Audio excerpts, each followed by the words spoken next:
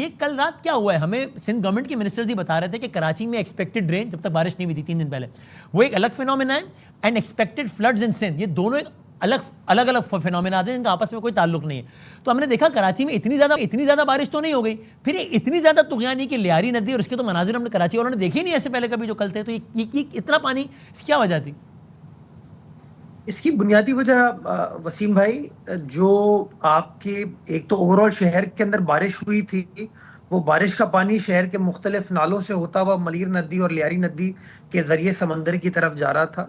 जो दूसरा एस्पेक्ट इसका सबसे इम्पोर्टेंट था, वो थड्डो डैम और लड डैम जो है वो भर गया था। ना सिर्फ उसने जो लोकल खुद बारिश रिसीव की उससे, बल्कि जो हिल टॉरेंट्स आपके बलूचिस्तान की साइड से आते हैं उसकी वजह से वो बिल्कुल पैक टू कैपेसिटी हो गया। उसने स्पिल ओवर मारा और पानी उसका टॉप करते हुए फिर इवेंचुअली M9 के जरिए लियारी नदी और फिर मलीर नदी के जरिए गया। और तीसरा एस्पेक्ट कि जो आपका समंदर है, चूंकि समंदर हाई टाइड में उसका पानी जो है ज्यादा अग्रेसिव होता है, वो पानी को लेता नहीं है, वो इनफैक्ट बैक मारता है। तो ये 3 मल्टीपल फैक्टर्स थे जिन्होंने साथ इम्पैक्ट किया। और कल एक अनप्रेसिडेंटेड चीज, कम से कम मैंने अपनी जिंदगी में लियारी नदी और मलीर नदी की वो सिचुएशन कभी सोचा भी नहीं देखने को आई।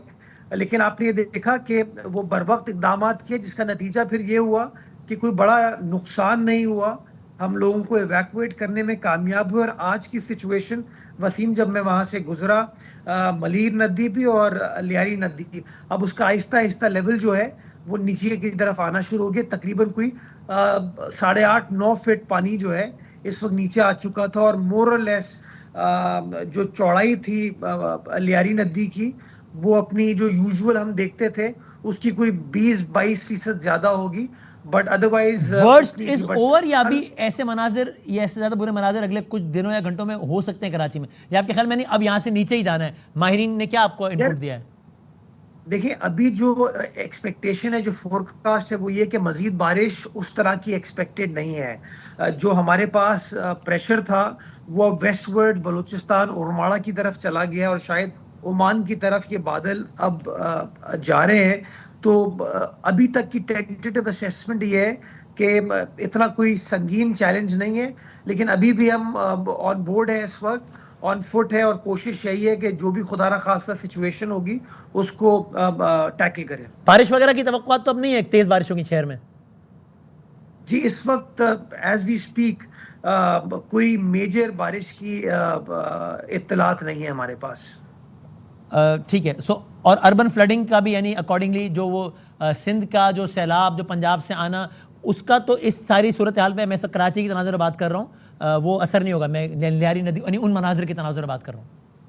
नहीं वसीम, वो जो पानी है वो आपका इंडस का जो है ठट्टा से जाबल बदीन के जरिए अरेबियन सी में जाता है। हमारे लिए चैलेंज हो सकता है अगर बलूचिस्तान साइड के ऊपर, किरथर साइड के ऊपर फिर कोई बहुत ज्यादा बारिश होती है अगले चंद घंटों में, तो उसका इम्पैक्ट वापस इन डैम्स के जरिए कराची शहर के ऊपर आ सकता है।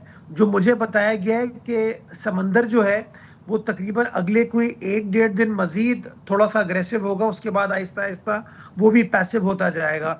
तो अभी फिलहाल apparently looks like the worst is over, hopefully.